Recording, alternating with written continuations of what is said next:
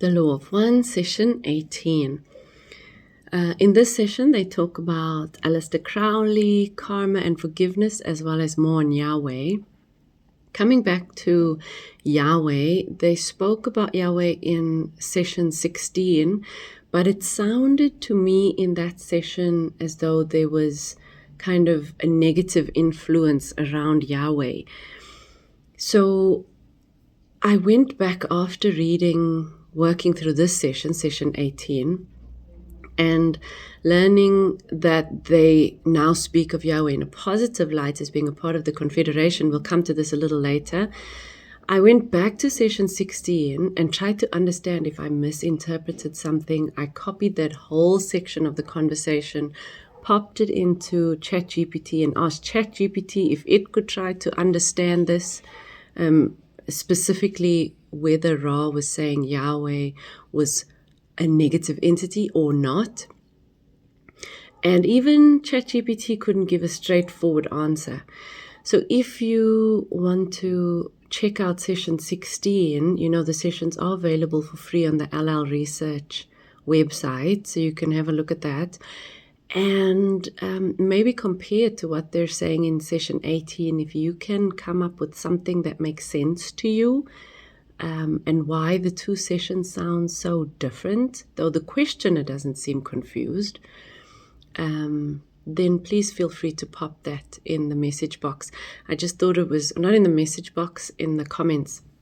I just thought it was really important for me to highlight that now at the beginning of the session, because it is a big error if it's an error. Okay, we're going to jump straight in. The questioner. I was thinking last night that if I were in the place of Ra at this time, the first distortion, free will, of the law of one might cause me to mix some incorrect data with the true information that I was transmitting to this group. Do you do this? Ra says, we do not intentionally do this. However, there will be confusion. The errors which have occurred because of the occasional changes in Carla's vibration due to her ingestion of a chemical substance. It is not our intent in this particular project to create incorrect information in this particular project, but rather to express the feeling of the infinite mystery of the one creator in its infinite and intelligent unity.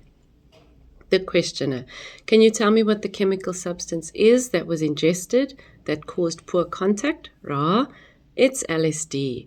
It does not give poor contact if it is used during the contact. The difficulty is that there is a very dramatic drop-off of the effect of it. In each case, Carla began the session with extreme vital energy, which LSD produces.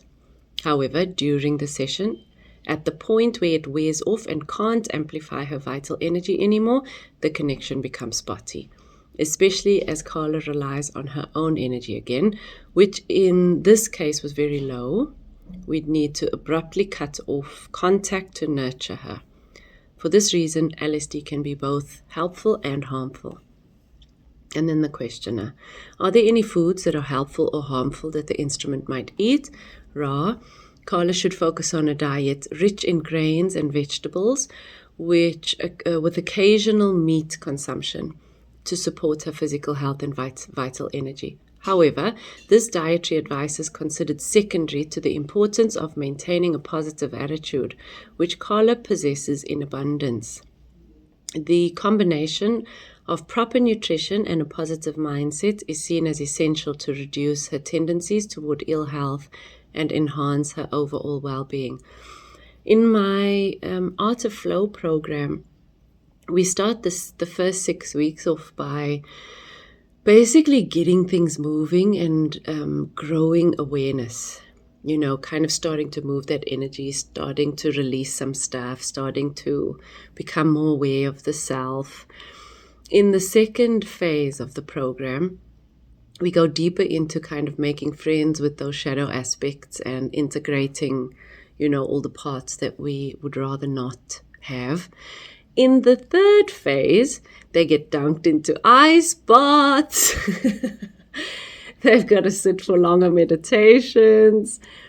And basically, as well as be more mindful about their eating, basically the point is to help to purify the mind and the body, to allow that energy to move more,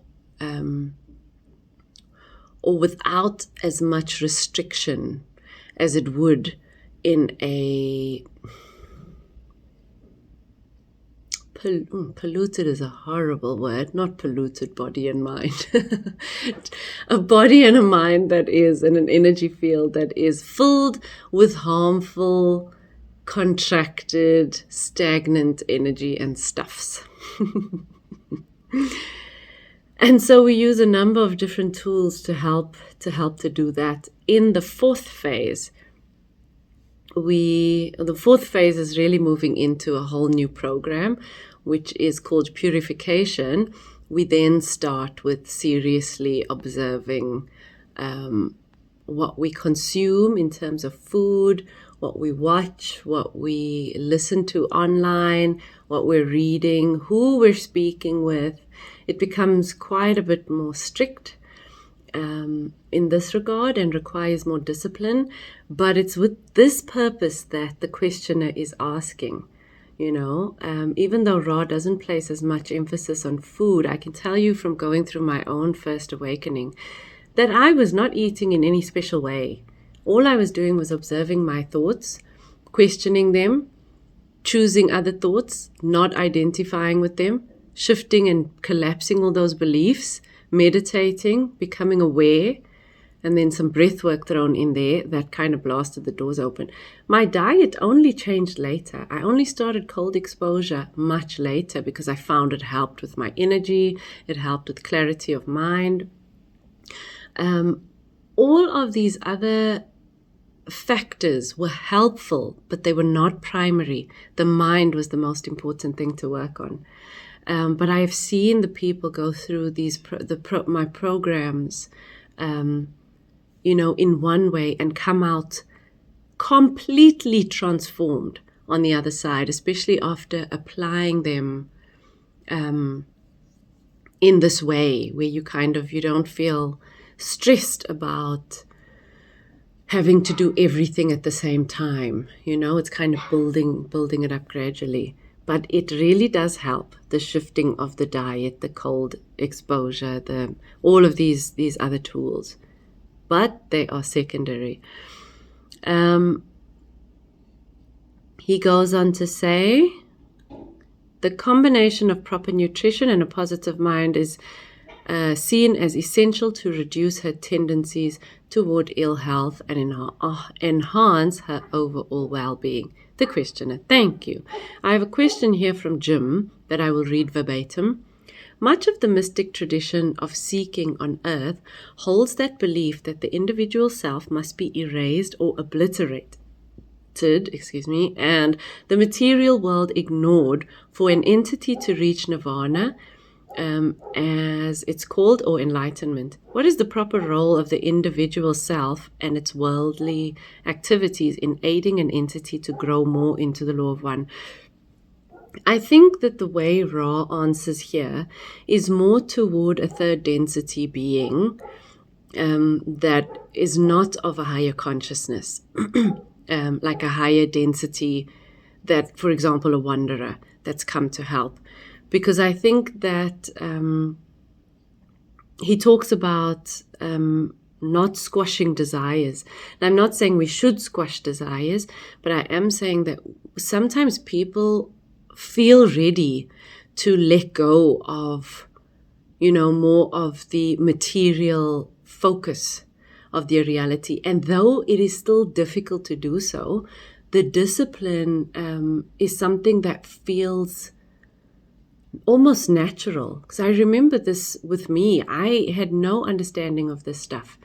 I still had desires, but my biggest desire at the time was to live, because in fact, I didn't even have a strong desire to live at the time. I think it was just, something kicking in to say, well, you have to do something because you can't just, make an exit.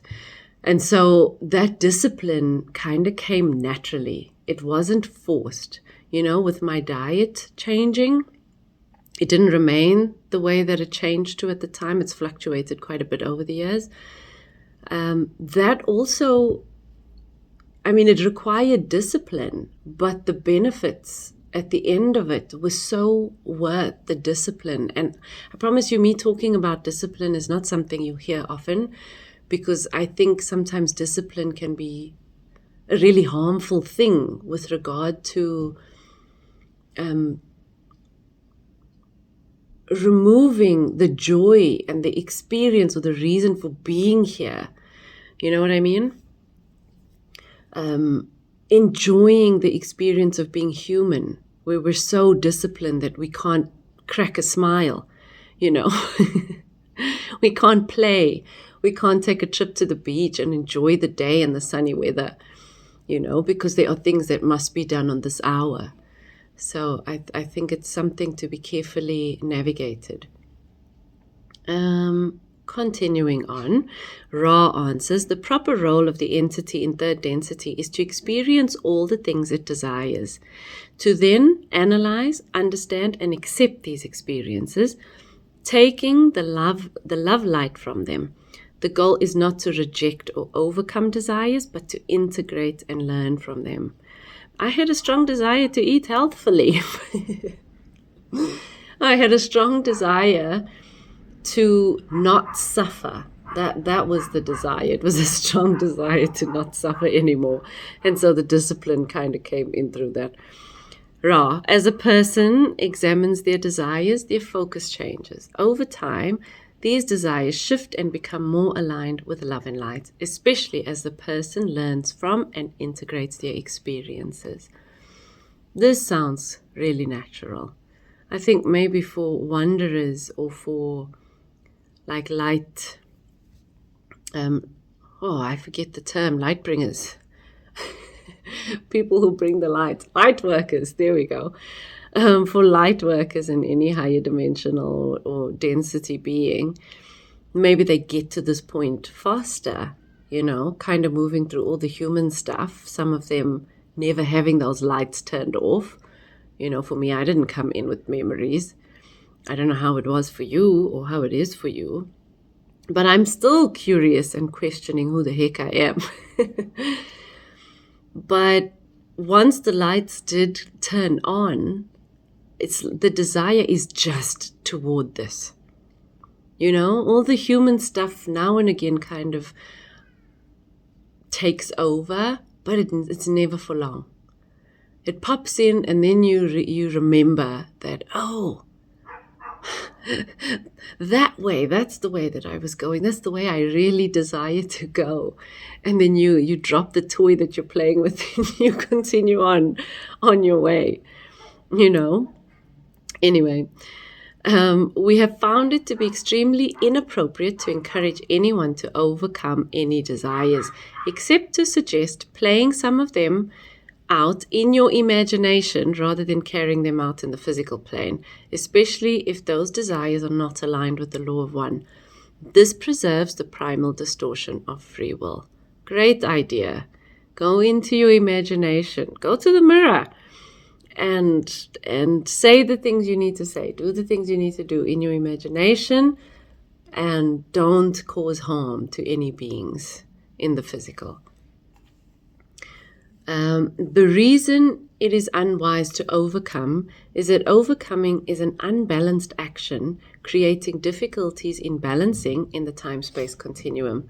Overcoming thus creates a further environment for holding on to that which apparently has been overcome. I'm inclined to agree with this, to a degree, that with regard to experiencing it, when I think of overcoming in this regard, it sounds like resistance. It's like, no, this is what is at the moment. How can we release what is to unfold in a healthy way, so that we don't feel like there is something left undone? Because, I think my mom said this to me some years ago. I was probably in like early university days or something. It was about a boyfriend. And she asked, are you sure that that door is closed? Because, sometimes boyfriends from your from your school days come back and haunt you in your married days.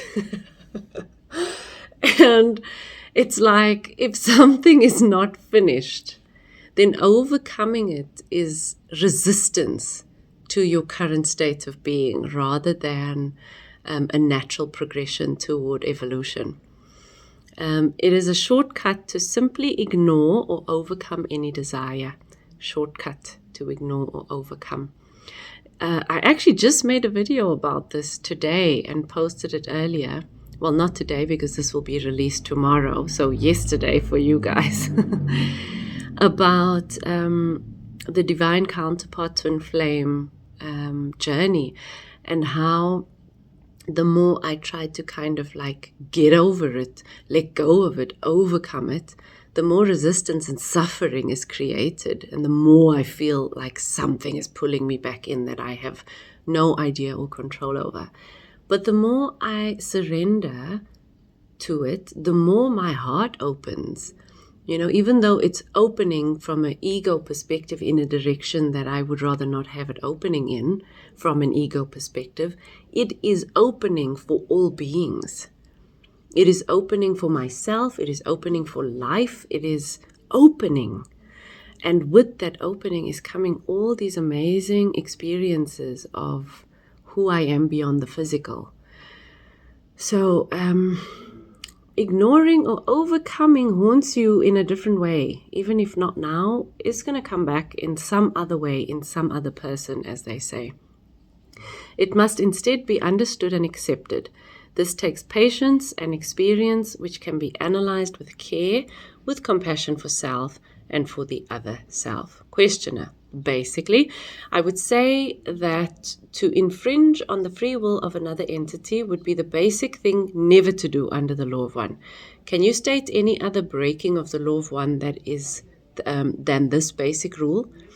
Ra, as a person begins with the basic concept of free will, they start to understand the key points of intelligent energy that have shaped the intelligences or characteristics of a particular person in its environment, including both natural and man-made aspects. The distortions to avoid are those that ignore the focus of the energy of love light, or the logos, of this specific planet or density. This includes not understanding the needs of the natural environment and the needs of other people. These distortions are numerous because of the various man-made structures and systems where entities have chosen to use available energies in different ways. And just to pause here for a second, it makes me think of, all the different languages, cultures, ethnicities, ways of doing things, and how much trouble it's caused in our history, where it's not to create one being or one type of person that to try to ease these differences between us. It is merely in accepting with love, curiosity, the fact that different people do things in a different way that serve a different meaning. This is why I, don't have so much resistance or as much resistance toward Christianity, is that even though it has been harmful and it has caused even harm in my own life, I know that people are still served in some way. Coming to the church bench on a Sunday is their only peaceful hour, the only moment where they feel they can connect with their God and find some sort of support or love or something. If that hour is giving that person a break from their chaotic world, then is the purpose of this thing not serving some higher good. I get that there's a lot of not so wonderful things that have come up, through Christianity. I'm not at all ignoring those. But what I am saying is that it also serves, even if I have resistance, or don't believe in it, or wish it could collapse and something healthier were born for the world, whatever it is. I don't actually have that desire. I don't think that much about Christianity, I have to be honest. But in this moment,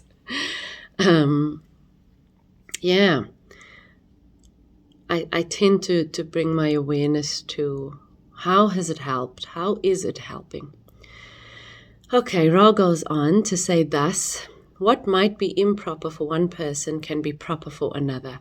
Try to see others as yourself and do what is needed from their perspective. I mean, some of the stuff I do is absolutely wild and witchy and crazy to somebody else, but this is what works for me. This is what brings me more peace, more love, more capacity to serve humanity, whether it's understood by my neighbor or not, right? Usually, this doesn't mean infringing on their free will. However, being of service is delicate. Compassion, sensitivity, and empathy help avoid misunderstandings caused by human-made perceptions. Compassion.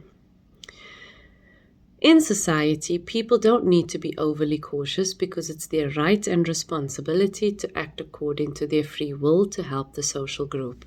Thus, you have two main guidelines. Be aware of the intelligent energy in nature and in yourself, and share it with society when it feels right. Additionally, there is a complex and subtle aspect to consider. The differences between yourself and others, not just in terms of free will, but also in how to create harmonious relationships and serve others in the best way possible. Not, I will only serve you if you hold my beliefs. Do you believe in Ra and the law of one? No? Then you're going to hell. Why are you learning any of this stuff if you're going to be critical and harsh and judgmental on others? I think we do tend to have a lot of that even in our spiritual circles, right? Questioner. As an entity in this density grows from childhood, he becomes more aware of his responsibilities. Is there an age below which an entity is not responsible for his actions? Or is he responsible from the time of birth? This is interesting. Makes me think of my little 4-year-old nephew, like, dude, don't do the wrong thing. Listen to Ra's answer. An entity incarnating upon the earth plane becomes conscious of self at a varying point in its progress through life. On average, this might be approximately 15 months. Some become conscious of self closer to birth, some farther from birth.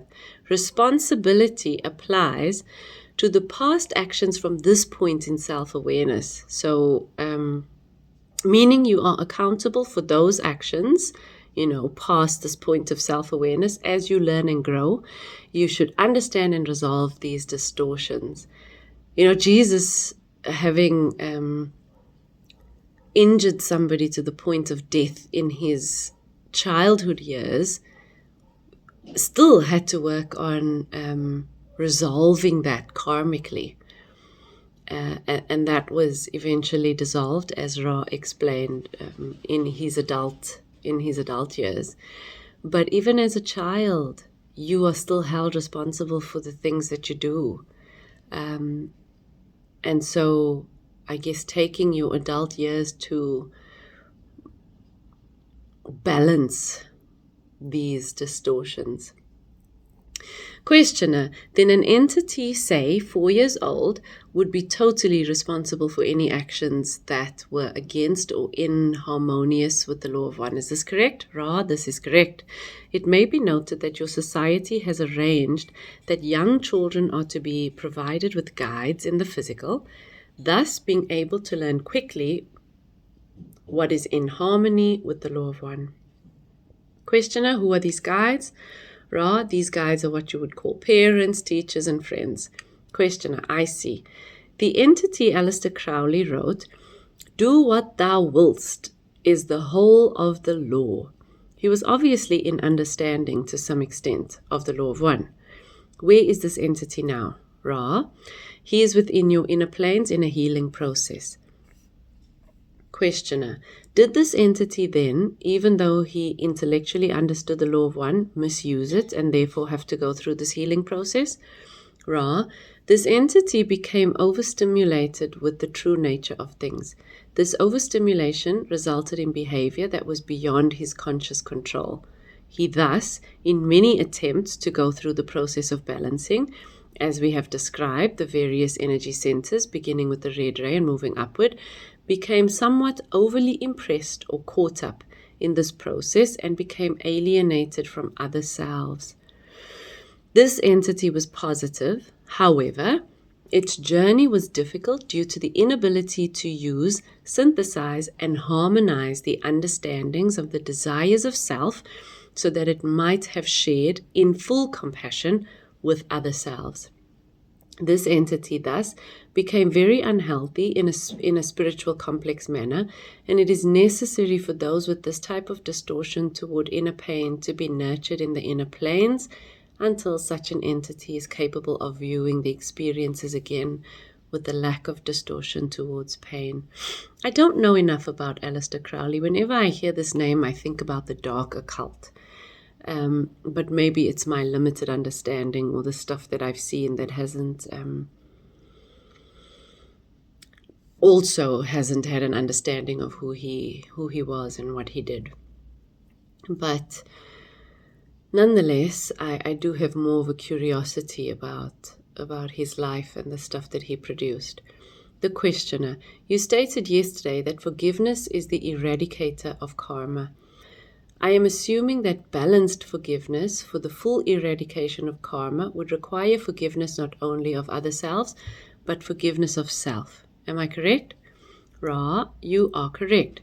We will briefly expand upon this understanding in order to clarify. Forgiveness of other self is forgiveness of self.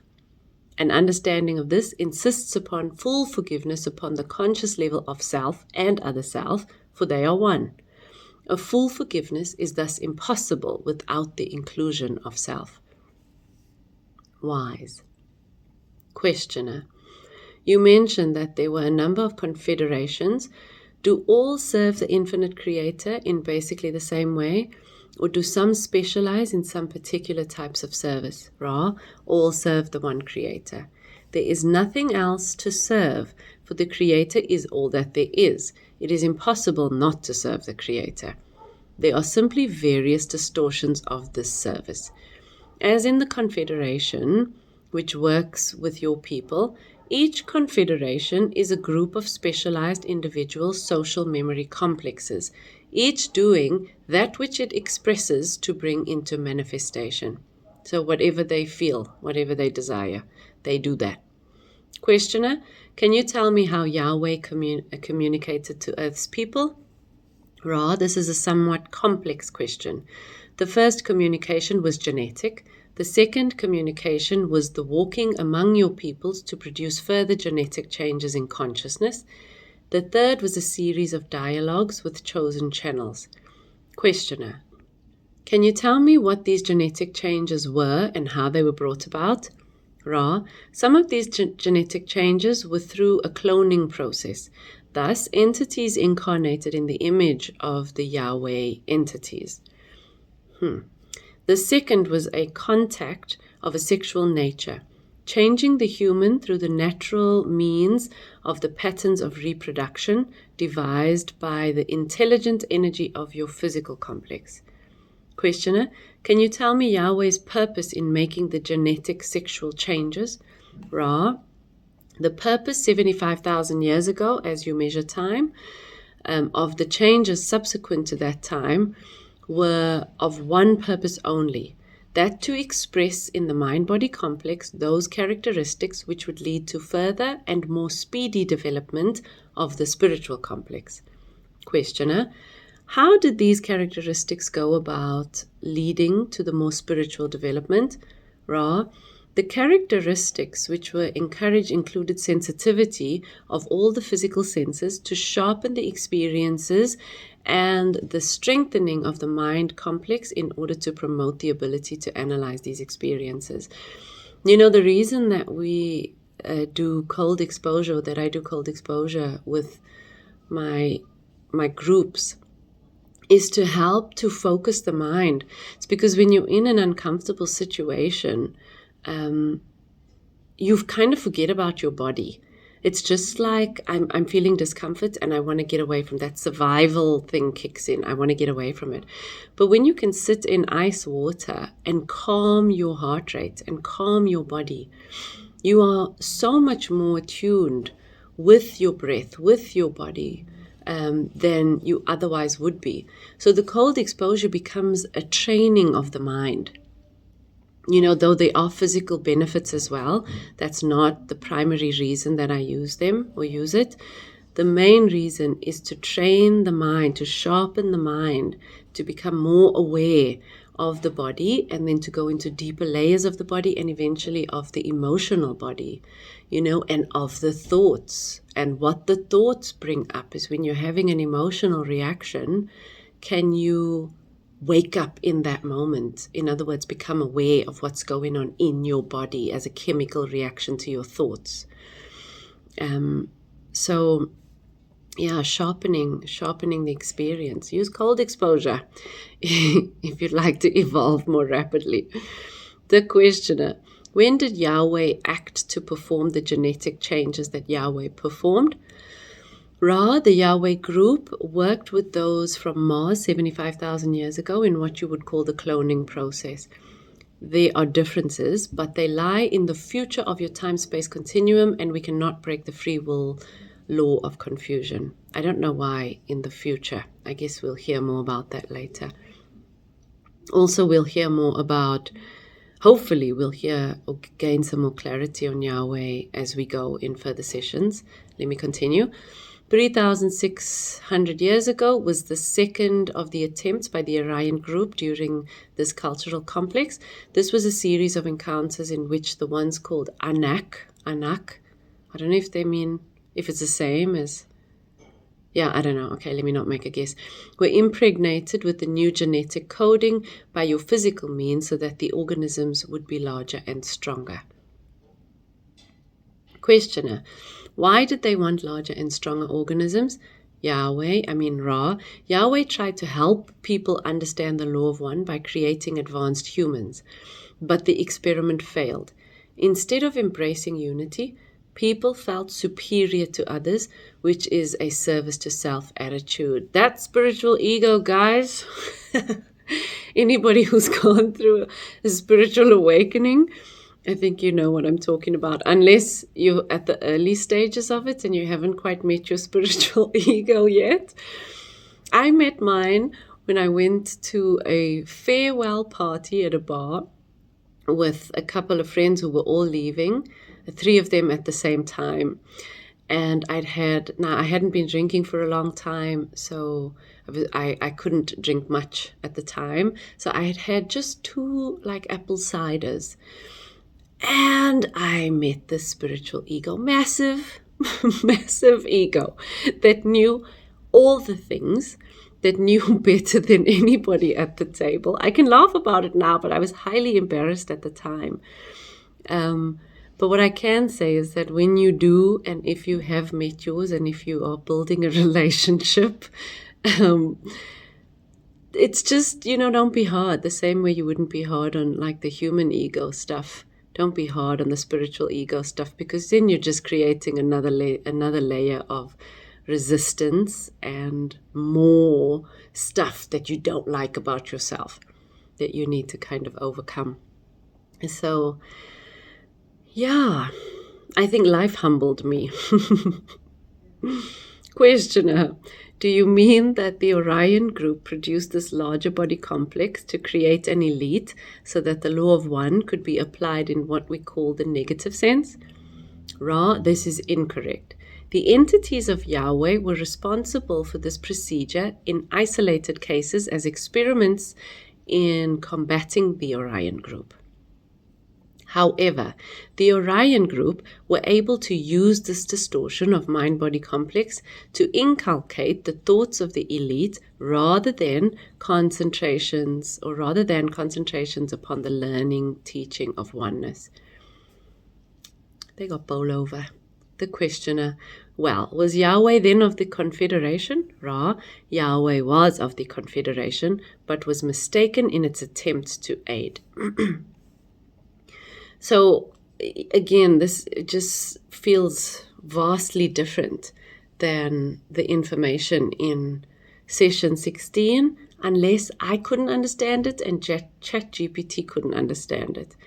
But yeah, an error, I guess, in session 16. Questioner, then Yahweh's communications did not help or did not create what Yahweh wished for them to create. Is this correct? Just to highlight here, the 10 commandments were influenced by the negative entities, or by, I think, directly by the Orion group. And they appeared positive because they came through Moses, who was extremely positive, and I guess was, or thought they were receiving this information from Yahweh. Ra, the interaction with Yahweh had mixed results. For those who embraced oneness, Yahweh's teachings were helpful. But for those less positively oriented, the Orion group was able to significantly influence them for the first time.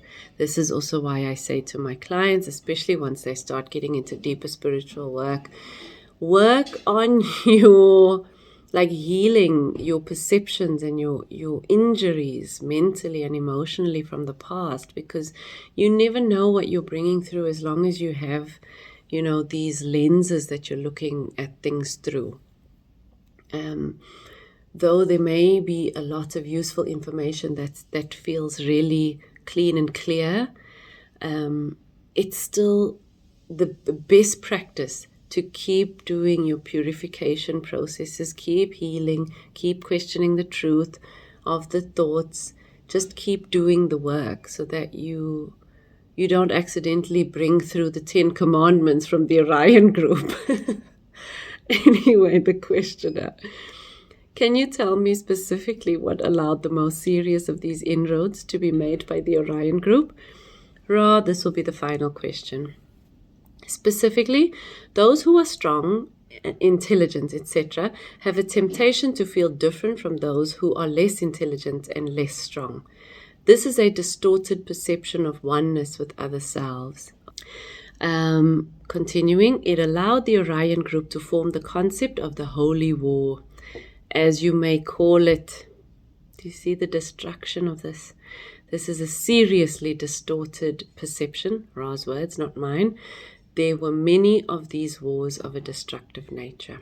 And that's where we're going to end this session. I hope you guys have a very cool one. Just a reminder that from this week and continuing next week, there will only be 2 sessions released a week because I'm getting a little busier now. And the capacity it takes, 3 to 4 hours with one of these sessions. So, where I can, I will do a 3rd session in the week, but otherwise Tuesdays and Saturdays are when I will have those released. Thank you guys for being here, and I'm so glad to see that so many are benefiting. Lots and lots of love, and see you on the next one.